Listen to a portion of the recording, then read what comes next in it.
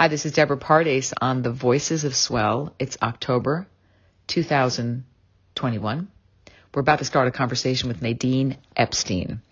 We're going to focus on her book called RBG's Brave and Brilliant Women, 33 Jewish Women to Inspire Everyone. Nadine is also the editor of Moment magazine, and she has had such an incredible career as a writer, and we're going to get into that too. But I first want to welcome you, Nadine, to Swell, and full disclosure to those who are listening, I grew up with Nadine Epstein, and it's so cool to have a conversation with her on Swell because I haven't spoken to her in probably, many, many decades. So it's exciting to get into it with you here, and kind of, I want to hop from island to island in the ocean of your life. So I'm tempted to jump into the book, but I think I want to just take a pause for a second and ask you about some of the milestones that you really look at that prepared you to write this incredibly entertaining and just warm book. I love this book, and I just want to get a sense from you when this kind of got into your head, at what point in your career you knew you were going to write this book, and sort of place us inside your friendship with the beautiful Ruth Bader Ginsburg. Got it? Okay, can you hear me? Okay. I'm on, right? This is right? I don't know. Is it spinning? It is, I don't know if it's spinning, but it's streaming with all sorts of cool. So yes, cool. It's streaming. Go ahead, you're ready. Okay. When was the first time I thought about this book? I was on my way to Justice Ginsburg's chambers and thinking about the talk she had given at our 2019 awards dinner in New York when we had given her our Moment Magazine Human Rights Award. And it did cross my mind that this would be a really fascinating book project. But it was just far behind. It was really deep in my mind. It wasn't something I'm not even sure if I was conscious of it. But when I sat down in her office and she started talking to me about some of the women who inspired her and sustained her throughout her life, I then said, I told her that how when I was a kid and I went to my school library, there were about 350 library books, biographies, and I basically read all of them being a nerdy kid, and I wanted to understand the world, and that was my window into the world. But there were only about 10 of those 350 books were about women.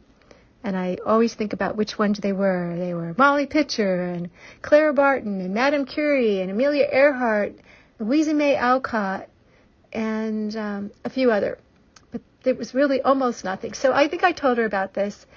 And then she told me about some more women that she was thinking about.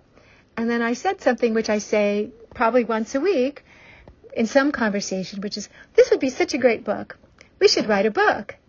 And then she looks at me. She's a very serious woman. And she says, yes, let's do it. And then suddenly we were in a book project. We were on the journey to write a book, and we had to figure out what that book was. And she had so many ideas of women that she wanted to have in the book. We ended up coming up with 150 women that she just needed to be in the book. And she kept sending me ideas of women faster than I could even respond to her, to be honest. And it was really hard to come up with, originally it was going to be 36 women who would be the ones that we would focus on, because I knew we didn't have time to do 150 women. It was already hard enough to find time to do 33. Thanks, Nadine. You know, it's so funny to those who are listening. I'm actually Zooming Nadine, so I get to look at her face while we're talking. It's kind of a new way to Swellcast. It's awesome. I can't imagine being in the chambers of RBG myself, so that must be thrilling. But I want to bring the attention down to the fact that you had to winnow a list from a couple of hundred to like 33. What were the criteria that you ultimately used to make these three the ones you were going to choose? And I know it probably comes down to some of the ways we decide if a story is good in general, like, oh, this would make a good story. Was that top of mind for you in terms of the dramatic arc of these women? And is that ultimately what was one of the things that you looked at as a criteria for this? Oh, okay. Okay, it's swirling now. So they were supposed to be women who somehow transcended the expectations and limitations of their time. And there's a lot of women when you really start thinking about it. You don't really think about that.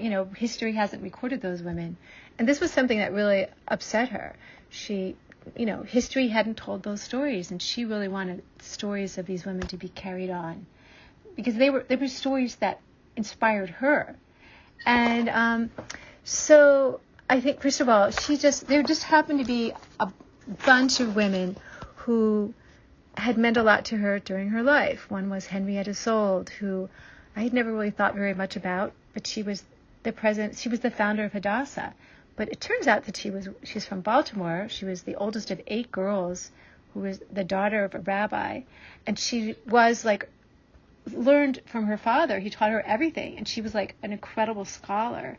And she went on to be really, she went to rabbinical school in New York, but with the understanding that she would never ask to be ordained. That was incredible. I didn't know any of that, to be honest. So and she became the head of the Jewish Publication Society. She then went on and became the founder. She was talking about Zionism in the way that Herzl was before Herzl was, so before Theodore Herzl was. So I was fascinated by her. But this is a woman who meant a lot to Justice Ginsburg. She had learned about it from her mom, Celia Bader, and another woman she cared a lot about was Emma Lazarus. Emma Lazarus had to be in the book. She cared. Anne Frank. She was really touched by Anne Frank's writings. So she had a number of women that she just thought about all the time. And including, she had 5 women from the Haggadah that had to be in the book. Now, I was like, how do we put women from the Haggadah in a book about historical women? And she was like, they have to be in the book. And among those women were Pharaoh's daughter. And I was like, Pharaoh's daughter? Is Pharaoh's daughter Jewish? And she said, I don't care. Pharaoh's daughter has to be in the book. She helped save the Jewish people, and she deserves to be in the book. Now, as it turns out, she converted to Judaism by marrying into the Levite tribe, and she did leave Egypt with the other Israelites. So she actually became a Jew, which, of course, I had no idea about that. So I'm not sure Justice Ginsburg knew all the story, but I think she did. She was very into these women. So there were, right off the bat, there were just a number of women who she cared about. And then there were women that she knew about when she grew up. So, she loved Gertrude Berg when she grew up. Gertrude Berg was an actress and a comedian and a writer who played Molly Goldberg and wrote Molly Goldberg and was really the first kind of woman. She owned the rights to all her works. She was really a woman before her time. She basically paved the way for Lucille Ball. She loved her. She loved Roberta Peters. Roberta Peters was an opera singer I had never heard of. She was so there are women in the book that I might not have originally chosen, but she picked. Now, if we had left it all up to Justice Ginsburg, which it was a conversation, it was a collaboration, so it was not, she would have picked all lawyers, all writers, women from the Bible, and people who are involved with music. I thought, hey, we need more diversity than that. So I added Salome Alexandra, who is the first, this incredibly important queen of Israel who I'd never learned about before either, who paved the way for rabbinic Judaism, who paved the way for Judaism to endure, and who also was just a really smart, good monarch, leader, better than most of the men of her era. And also I added Gracia Mendes Nasi, who was an amazing visionary woman. Here is a woman who, before her time, again, we're talking in the 1500s, she makes a deal with the Sultan and the Ottoman Empire and leases land in Tiberias, in what's Palestine, to resettle Jews who were fleeing from the Inquisition. This is hundreds of years before, again, Theodor Herzl is talking about Zionism and is using that kind of terminology. But she's way ahead of her time. And she's a woman. This is a woman who is I'm really glad you talked about being ahead of one's time, because I think that's one of the themes I really felt when I read this and read different parts, and especially Nasi. She's an amazing woman. For anybody who has to pick and choose what you want to read in this, you've got to read about her and her just her audaciousness, her creativity, her leadership. It's amazing. Nadine, I want to ask you about the title of Brave and Brilliant for a second, just to kind of bring it back to you, because I love that phrase. I actually once had a URL that was braveandbrilliant.com, and I just love the combo and the the agency one must have to call themselves brave and brilliant. And I'm sure you're not doing that to yourself. You're doing that to the other women. But having said that, when we read about great women, and they're Jewish women, and we're Jewish women, and all that is some sort of kind of circle of love in a way. Like, wow, it's inspiring. It's gonna pull us into a different consciousness. And in fact, Ruth Bader Ginsburg says the world needs more courageous and inspirational people. You can be one of them, and that's on the cover of this book. When you think about the implications of reading this book, where do you go with your hopes and dreams about young people reading this book? And I want to say to the listeners, Nadine did an extraordinary job of writing a book that I can read and fully drop in and enjoy, but also people at a lower grade level could also read. You did a very conscious way of writing this. Can you just talk about that, first of all, the accessibility of this book, and then your hopes and dreams for what people might feel by reading from this book? So we talked about this a lot. So I think she really had in mind originally writing this for young girls, but I know from talking to people that this isn't just for young girls. This is, first of all, for boys and girls, men and women. The lessons in this book, the stories in this book are for everyone. I learned so much in writing this book. I was inspired in writing this book. I learned about Justice Ginsburg in writing this book. So I call this an intergenerational book. This is not a kid's book. This is a book that you share with different generations, but it's for all generations. And I think that's really important. And again, it was very interesting because in the early days, she was, again, from her generation, she was really focused on women. And I had a number of early readers who were like 10, 11, 12, 13, 14, through 80 reading the book. And the younger readers, one of the younger readers was my nephew Max, who was maybe around 12. And he read the book. Now, he has no idea that all the kids reading the book had no idea that women didn't have the same rights as men in the past. And in fact, they had no idea that women still don't have the same legal rights as men in the United States. But he was like, well, why? These are really interesting stories about these amazing people. Why do you have language in there, which we did in the first draft, that it's for girls? And I went to the justice and I said, well, this is a really good comment. And she said, she agreed. So we took out all that language so that it would be a book for all genders. So that was to answer your question. What was the other part of your question that you asked? About the Brave and Brilliant title. Well, first of all, try to bring your thing up to your voice. Oh yes. Originally, actually, the original title of the book was going to be RBG's Real Wonder Women. And right at the end of the book process, Random House lawyers decided that they didn't want to go there. And so I had to come up with a new title. And Brave and Brilliant just really kind of captured the women that we were talking about. I think that brave, brilliant, and humanitarian would have been even better, but I think it was too much of a mouthful. And I have to say that Brave and Brilliant encapsulates them. And it encapsulates Justice Ginsburg. And I learned a lot from her in the process of writing this book, and we can talk about that separately. But one of them was to be braver. I thought I was brave, but as it turns out, when you're with somebody who's really brave, who's braver than you, you can. I could see the difference, and I could catch up with her. It was amazing. Seeing that, I didn't grow up in a world of brave women. I grew up in a world where women might have been really smart and even sometimes feminist, but bravery wasn't the way of the world.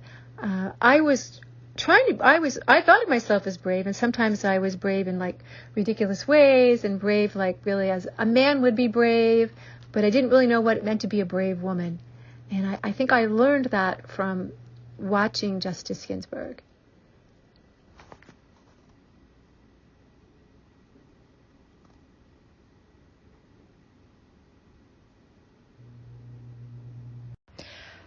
By talking about your own bravery, it's so interesting, and it sort of answers the question I asked, which is, what do people get out of reading about role models, and how do they become role models, and how do they not become just people they're intimidated by?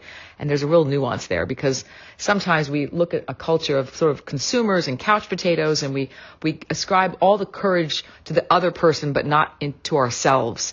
And we need to build up a generation of kids that young people, young adults that know that they can own anything they want in terms of if they want to have bravery, if they want to have courage, if they want to have intelligence. Just look at the models, look at those who inspire them, and then, step into that space, leaning on them, standing on their shoulders, and learning about the trials and tribulations of their lives. And that's what gets us going. That's what makes us all try to play better tennis with a better tennis player, so to speak. I wanted to ask you about, in writing this book, and you mentioned a few names, of course, but can you tell us, I know you mentioned Nasi, but is there a story in here that you really make sure, like, guys, don't miss this story? You've got to read this story. If we're talking about brave and brilliant, watch this person's life, read this section, and go for it, because it's gonna put a skip in your step. It's gonna light a fire under your butt. Can you tell us what story that might be, so we can make sure we don't miss that? Favorite story. Well, before I do that, I want to just respond to what you said about role models. So I like the term role models, and not the term... I was talking about your own brain. Uh-oh. I can start again? Yes, start again. Sorry. Before I answer that, I want to respond to what you said about role models. I like the term role models. I don't like the term heroes. Heroes makes it sound like these are people who are not real people, that, it's conflated with superheroes. Role models are simply people that you identify, and I think we have to think about what role models are. I don't think we ever give it the time, but you identify some traits in them that you would like to emulate, that you would like to grow into, that you would like to eventually encompass. And so I think it's really important to find, and this was something I discussed with the Justice, she cared about role models, and it's really important to have more than one role model, because you have to have different people have different traits, and it's part of emotional intelligence. It's part of growing at any age. It's part of evolution, human evolution, that we identify people, select traits, and then pick what we want from them to become. So I just think that's really important, and we're actually starting a role model project in memory of Ruth Bader Ginsburg, which will help kids, particularly marginalized kids, to identify role models and engage with them in some way. So that's really important. So are there stories in here that blow me away? Yes. First of all, I learned about Justice Ginsburg, things I didn't know about Justice Ginsburg. I mean, when she died in the middle of the book, I added a whole chapter on her. I had no idea, for example, that this woman who became Supreme Court Justice had applied to be a clerk at the Supreme Court, and was rejected because she was a woman. That's incredible to me. One story that really popped out at me was Ernestine Rose. And Ernestine Rose was a woman we both agreed should be in the book. Ernestine Rose grew up in Poland in some small town. Her dad was a rabbi. When she was about 16, her mom died and left her some money. Her dad decided to marry her off to somebody and promised that money to him. She didn't have any interest in marrying this man. She wanted her money. She wanted to leave. She wanted to get out of town. She went to the closest town, went to the court, the secular court, acted as her own attorney, won the case, and her father had to return the money, and she was allowed to get out of the arranged marriage. The balls that this woman had in that era is incredible. She ended up giving her dad back most of the money. She took enough just to leave and went off and became an entrepreneur and eventually found her way to the United States and became one of our earliest suffragists. And really a powerful woman, and a woman who, this is already hundreds of years ago, believed that in intersectionality, who believed that you couldn't disconnect women's rights from slavery. The women in this book are visionaries, absolutely visionaries. I mean, this is a woman of our time who was living hundreds of years ago.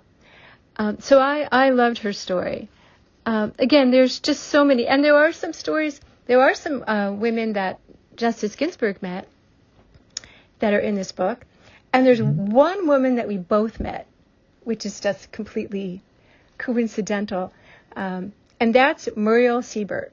Muriel Siebert is the first woman, any kind of woman, to buy a seat on the New York Stock Exchange. The New York Stock Exchange was a totally male club.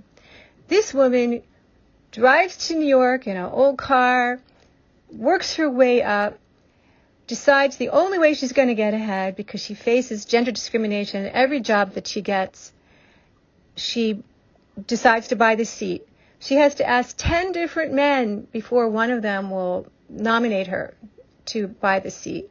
And then eventually she does. Justice Ginsburg met her. I must have been around 20, and I was at University of Pennsylvania, and I was taking a train from New York to Philadelphia. And so I was around 20, and I was on a train, Amtrak, heading from New York to Philadelphia, and was an empty seat beside me, and this woman sat down next to me, and she had just been in a helicopter crash that day, and she decided she didn't want to take a plane home or helicopter home, so she was so happy to be on the train, and she just talked and talked and talked, and she was Muriel Siebert. And at the end of this conversation, she gave me her card and said, "Call me, look me up." And I'm like 20, and I thought she was an amazing woman, but I was shy, and I never called her. And then years later, when she died, I was like, oh, this would have been an amazing, should have talked more to her. My God. If only I had reached out to her, but I wasn't thinking in those terms in those days. And so it turns out that she's in the book, and she's another really amazing woman. And then there were also some women who didn't make it into the book, but that's a whole nother story too. As you're recording, can you continue? I want to ask you if it's okay as we hear this over Zoom. Can you drop back into what you learned from Ruth Bader Ginsburg in terms of some of the moments when you're like, oh my God, I'm learning this right now with one of the greatest teachers in the world. Can you drop back into some of those moments? So I think I learned how to be braver by watching her braveness. I thought I was a very persistent person, and I am very persistent, but I actually learned to be more persistent. I saw the difference between her persistence and my persistence, and I realized, I'm not up to stuff. I could do better, and the way that she fought, she never gave up fighting. And here she was again in the last year of her life. She's working on this project. She's sending me more emails than I could even respond to. She cares about it so much. She has so much else to be doing, and even just weeks before she dies, she's still passionately engaged in this project. She's still talking about she has to get ready for the fall term. She really does her homework. I mean, this is a woman who just never gave up on the things that she believed in, which was fairness for everyone, not just gender fairness, but justice and fairness. So I have to say, I learned from that. Also, she changed my life in one way. Maybe about 5-6 years ago, I was in her chambers, and I'm not even sure why I said this, but I sort of said to her, well, I like to be the behind-the-scenes kind of person, and I don't really like to speak in public. And she looked at me, and she said, get over it. I said, what? She said, if you don't speak your mind, no one will speak it for you. And I having her say it in that way really hit me. And I went out and I decided I had to learn to speak. I had to learn how to speak my mind. I had to learn how to be my authentic self so that I could do that. So I took public speaking classes. I love to sing. I sang, learned how to sing in front of people. I joined, I did recitals, singing recitals. I took improv. I took a stand-up class and did a stand-up show at the DC Improv Club. All of these things were just so alien to my nature. I hadn't really, and the thing is that Justice Ginsburg was a very reticent person. This was not a woman of small talk. This was not an easy thing for her to do.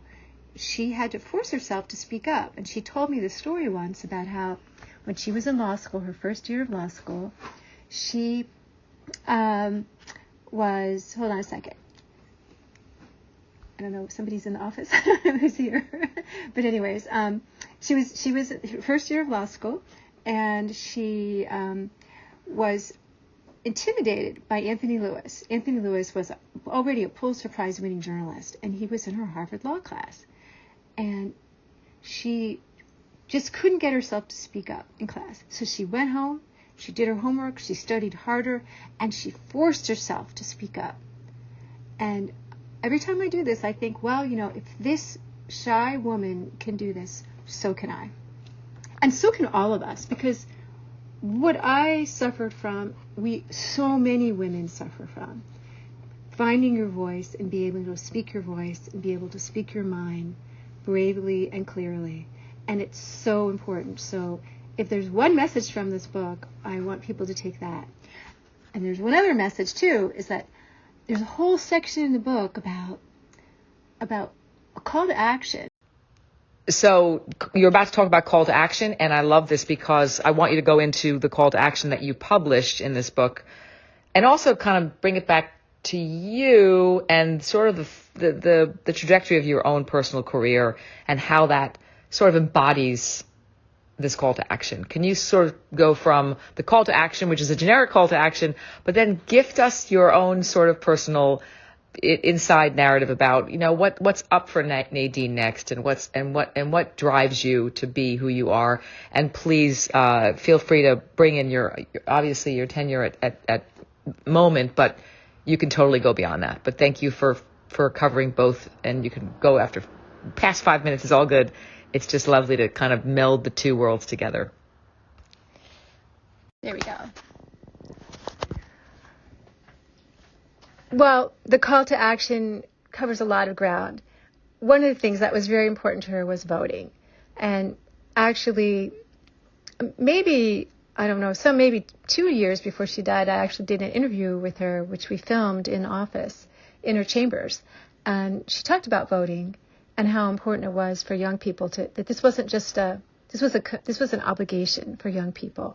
And during the 2020 campaign, we ran that little piece of film on the website, and I think it was really important to hear from her how much she cared about that. But it was way bigger than that. I mean, call to action is, how do you actually create change in the world? And this is a woman who really created change in the world, as did many of the women in the book. And she didn't do it by arguing with people, fighting with people, by having polarizing conversations with people. She was friends with Anthony Scalia. She maintained relationships. She built trust with people she didn't agree with. She was a long-term strategic thinker. So one of the things that I think we talk about is that emotions, and she believed this very much, emotions don't belong in long-term strategy for creating change. You have to be able to separate your emotions out. And you have to build trust with people. And I talk about in the call to action how you have to, you just don't sit down and argue with somebody about your point of view and expect to convince them. How many people in this day and age can you convince by arguing with them? I find arguing to be an incredibly polarizing experience. I think that debate is a completely outmoded form of discourse. We have to find the places where we can create trust, where we can find nuance, where we can find consensus. And that's how you change the world. It's actually George Shultz, who was a Republican, our former, cabinet level for several different Republican presidents, wrote about that. And I thought it was really important right before he died about really trust is the realm. Trust is the coin of the realm. And we have to create trust. And one of my favorite things is that in the book she says is that fight for the things that you care about, but do it in a way that leads others to join you. And I think that that's so important, and we forget that. And she did that. Mm-hmm. So how does this all come back to me? Well, what I'm doing with Moment is all about trying to create a spectrum of conversation where we can really learn what other people think. I think, how can we, if you don't understand what the spectrum of right wing, left wing, middle wing is on whatever topic, or whether it's religious, whether it's political, whether it's historic, whatever it is, you need to understand that before you can become a critical thinker, before you can make up your mind, before you understand where you stand. And we need to ask questions. Like, I think my life has become one of asking questions. Yes, I have opinions, and that's great, but my opinions are actually less important than my learning about what other people think, so that I know how to talk to them, so that I know how to lead to change in the long term, and how to make a real difference in the world. So my life is about creating change whether it's through conversations about art, whether it's about creating art because I'm an artist, whether it's through the magazine, whether it's through this book. It's about creating positive change. It's not just like, it's about building conversation. It's about communication. It's about creating community. I mean, journalism stands on community, and communities are dependent on journalism and on communication. Mm-hmm. So all of this is connected, and with Moment, and which is a magazine that I came to in 2004 and took over, and we're about to run out of time here again. So hold on, yeah. Great segue about Moment. I wanted to ask you about Moment. I wanted to ask you tell us about this magazine. There's a lot of people who don't know about it. I kind of grew up with this magazine in a lot of ways in the last 15 or so years. My mother gave me a subscription, and then I lost the subscription, but then I go to her house and she gives me them. We're all big fans. We're big fans of it for the reasons that I think you understand, which is that it makes us think, which is great. It gives us pause to consider big ideas.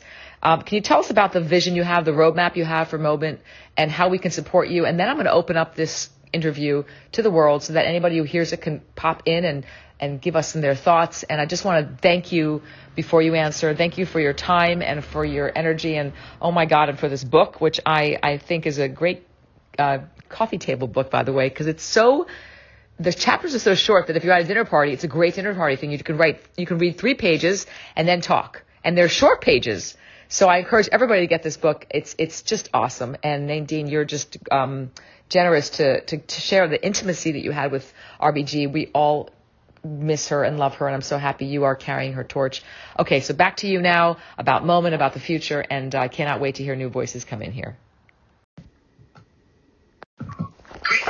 Whoops, sorry. Well, Moment was actually founded in 1975 by Elie Wiesel, who later won the Nobel Peace Prize, and Label Fine, who is a writer and activist of his time. And I took it over in 2004 because it had an amazing lineage and fabulous archives with great writers in it. But I had a really different vision for it, in that we live in very polarized times, and they've only gotten worse. So I'm trying to have, the magazine doesn't represent like my political point of view. We want to have all sorts of points of view, but really curated in a really thoughtful way, as well as like amazing journalism. And we do like some really hard-hitting stories, and we do really, again, and they're hard-hitting stories, but we're not like writing about the ins and outs of like the Jewish world. We're interested in like real issues and issues that affect the world.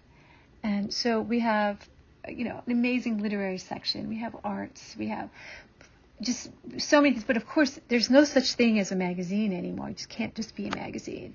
We have momentmag.com. We have some incredible newsletters. We have live virtual programming every Tuesday at 4:30. We rival like the Skirball Center or the 92nd Street Y in our programming. Open conversations where real thinking is occurring. We have a project called the Daniel Pearl Investigative Journalism Project, where we basically expose modern manifestations of prejudice. We just did an amazing story. Tom Jelton just did an amazing story for us on the Uyghur. There's so much that we could do here. We have a fiction contest. We have just, social media. So this moment has become its own multimedia platform that reaches really, I would say 1 million people in different ways, and people of all different age groups. And it's a community. So it's something that I look back and I go, wow, we've come so far in, over the years, and we've changed with the time, and we've become something, I think, hopefully really a place of meaningful thought that someone, and for example, how I got to know really Ruth Bader Ginsburg was because she was a devoted reader of Moment. And she loved Moment. Wow. She wrote me little notes. Unbelievable. And so there are a lot of really interesting people of from all walks of life, and from all political vantage points, and from a wide spectrum of Jewish religion, and also beyond, who are reading and participating in the Moment community. So I'm really proud of what we've done. Perfect. Wow, that's For those of you who want to buy this incredible book and also subscribe to the magazine, I'm going to put a link here to the store, and from there you can poke around and see the entire website. It's so interesting and important, and it blows your mind, expands your thinking, and it's very exciting to have had time with Nadine here. And let's keep this conversation going. And again, Nadine, thank you so much. And I look forward to having more big conversations with the Moment magazine community here on Swell.